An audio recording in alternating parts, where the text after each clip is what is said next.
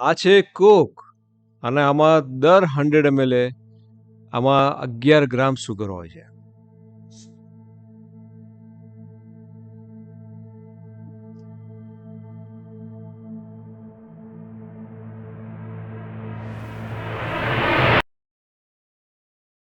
અને આ 750 ml ની બોટલ છે.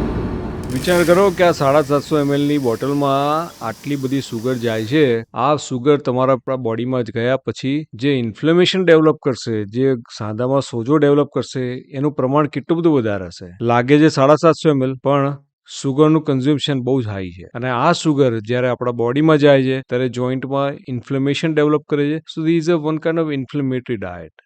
અને બને ત્યાં સુધી આપણે આ ટાઈપના જે ડાયટ છે એ આપણે અવોઇડ કરવા જોઈએ, અથવા ફ્રીક્વન્સી એની બહુ જ ઓછી કરી નાખવી જોઈએ. અને એટલા માટે જ કહું છું, સ્ટ્રોંગર લેગ, લોંગર લાઈફ.